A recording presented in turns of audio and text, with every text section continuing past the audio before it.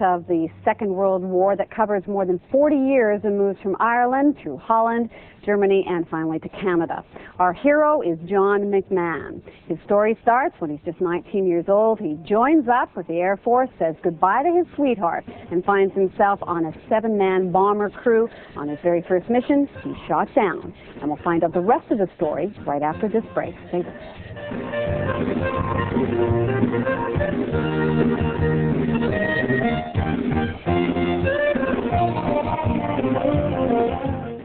It's V-Day victory in Europe. World War II ended this May 50 years ago. And now we'll meet one man who spent 2 years from 1943 to 1945 in a POW camp. And he tells us his story through this book. John McMahon is the man. He's the author of this book, and it is entitled Almost a Lifetime. And we have only 9 minutes here to talk, and I actually would like you to actually read this whole thing for me because it is so fascinating. I think the biggest thing here, John, is that you're still even alive. True, yes. Many young men are not alive today. That's right. It's 55,000 young air crew and bomber command died in bomber command alone. 16,000 of those were Canadians. Tell me, you're from Ireland. I'm from Belfast, yes. So tell me, I mean, we can't do the whole story here, but tell me briefly what it was like in the airplane when it was coming down. Because you're a young guy. What, 19 or 20 here? I was 21 when I was on the air crew. First mission? First mission was, of course, with a crew of 6 other men, and a very experienced pilot. He was a peacetime pilot, Lieutenant Jackson. When we crossed the English Channel, the Dutch coast, first of all, we were conned by searchlights, and that's a scary thing to happen. And we got away from that, and over Holland, we go through a wall of night fighters.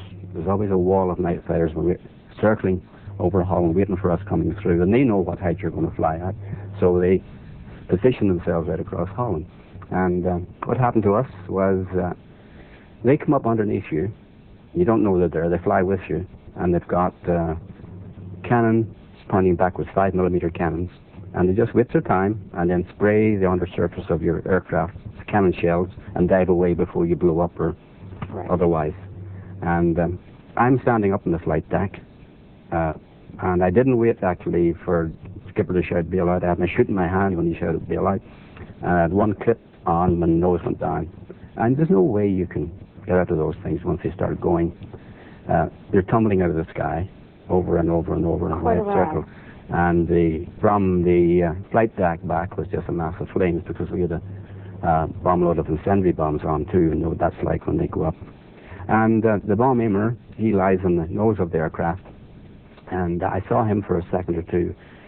He lies on the escape hatch, and he was jumping on the escape hatch with his foot because it was frozen solid. You see, it was 40 degrees Fahrenheit up there. And on German information later, he fell through without his parachute when the parachute hatch gave way. So that was open, and that saved my life.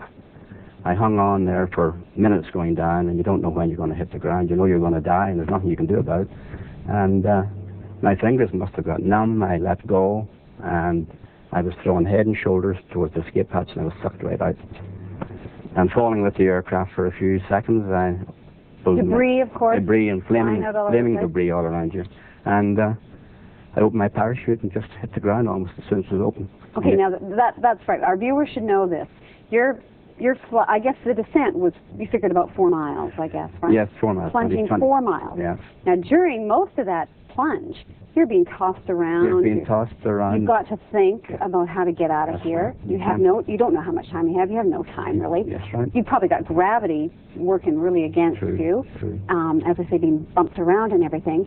You get thrown away, and you realize when you landed that you'd only actually bailed out, what, 600 or 700 feet? That's all. The parachute opened, and I looked down, and I heard a dog bark, and a door opened, and I think over a flight field, and the aircraft was across the road, and they were all blown to pieces in the aircraft. I mean, they say truth is stranger than fiction, and it's almost like this is like Batman, sort of bails out, and there he is, and he's saved, and he must have just.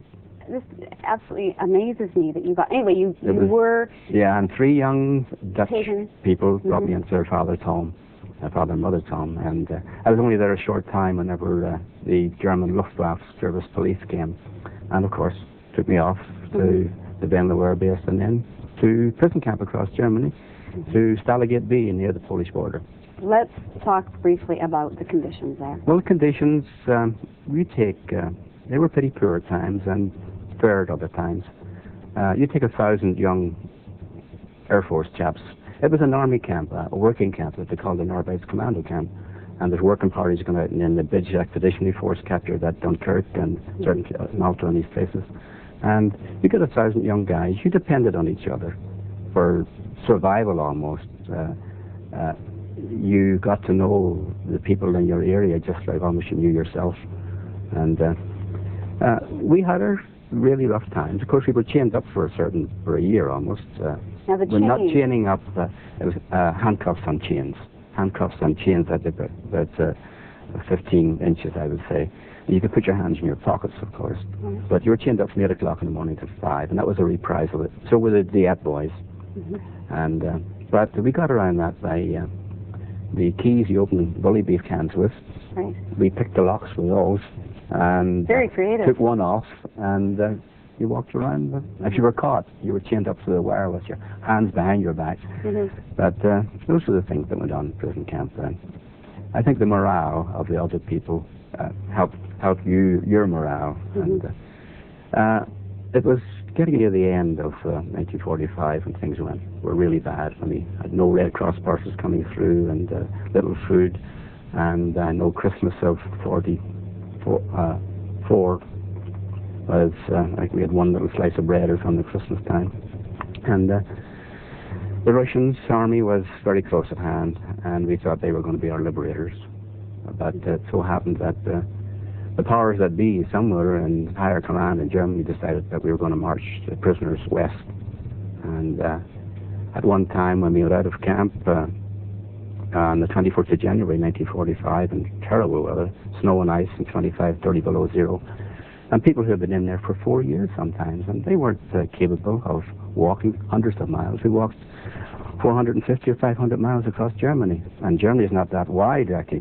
We were walking up into the hills and down the other side and then backwards, and we lost a lot of people on the march. What kept you going? I mean, you're optimistic, and I mean, you must have thought almost every minute to the next minute, I could die. Yes, well, I think we used to have a little medical officer who was a prisoner, and he was on the march, and he used to go up and down the lines and said, "Another step near home, boys." Yeah. And we did that. One step forward was another step westward to the Allied armies who were coming to greet us, we hoped. Right. And after 40 days, a lot of us had dysentery and frostbite, and I passed out on the side of the road after 40 days, and people were just passing out and disappearing. And you hoped you wouldn't be one of the ones who was a straggler, but it does happen to us. And I was picked up by someone, a German civilian, with a horse and cart. He picked me up and took me to a little Serbian hospital. It was a 4-hut Red Cross unit by Serbian prisoners looking after Serbians who were working in the forest. And that they left me there. And a Russian doctor from Omsk, who was a prisoner, he fed me charcoal because I had dysentery, so I had charcoal. And I wanted to know who it was who saved my life again, picked me up from the snow.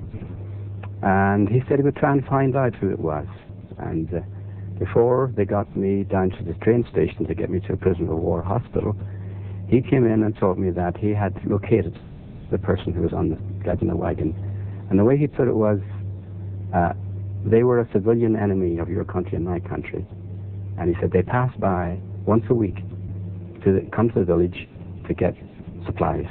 And they happened to be passing by that day at that time that I was there lying on the road. And the horse stopped and wouldn't move. And the wagoner got off to see why and found me in the snow. You're supposed to be here, obviously. Yeah. You were, as I say, part of the 7-man crew. Right. There were 6 others that didn't make it. Right. True. And there's a picture actually in this book of the 7 of you. I should finish that little bit of story. Sorry, okay. The person who picked me up was a woman, and the chap who told me this was the Prussian doctor. He went and saw her. Oh, really? And she had lost a son on the Russian front and had lost her husband in Frankfurt and had a decision to make, to pick me up or leave me to make up for one of them. Right. Incredible story of humanity. Yes. We just showed a picture, maybe we'll show it again, sorry, but we interrupted your story there. There's a picture here on the monitor of... the way we were. Yeah, the way we were. Yes, and there's Big Jock and... Why do you think you're here to tell this story? I don't know. I used to kid about the little people must have been looking after me from Ireland. Yeah. The Irish luck, I guess. The Irish luck, yeah. Yeah. Okay, now this book, we don't have time to go into it all much. Gee, I wish we did. But we don't. And the book tells the story beautifully, I must say. Thank you. Letters, we have letters, to your parents, telegrams to your parents saying that you're missing and more. Incredible story. But you also go back 40 years later. Yes. To Europe, and that's in the account here. And you're going back again. I go back again in July. Tell me what you're expecting there. Well, there will be, I expect 700 or 800 people there, ex-prisoners and air crew. They were shot down during the war, and they're coming from all parts of the world, like New Zealand, Australia, and America too. Some Americans in the Royal Air Force. And we're going to London for 3 days in the Cambridge Hotel in London. And I'm sure there'll be some tall stories told there. And a lot of my Big Jocks, as you saw on there. I haven't seen him since the march, when he fell out on the march. And his story is a letter at the back of that. And he had the same problems as I had. And I'll meet him for the first time since 1945. Wow. Looking forward to that. Wish I could be there. And others, probably, yeah. Incredible. Yeah. Now, you're gonna write something else a little later on. I have just like a second here. But are we going to expect other things? Yes, I hope to. Yeah. I have taken some out of that. That was too long a story, so I'm going to write another one and incorporate maybe some fiction with truth this time. Oh, there's a love story there, isn't Yeah, I'm going to try and make a little incredible pleasure to meet you. Thank you very much. Pleasure to be here. Thank you very much. If any of our viewers would like to get this book, because let me tell you, it's worth the read. This is almost a lifetime. John McMahon himself will be at a signing at the book company in Kelowna today at 2:30, starting at 2:30, and you can meet John, talk to him a little bit, and certainly pick up his book, Almost a Lifetime. We're going to take a break. We'll be back with more Midday right after this.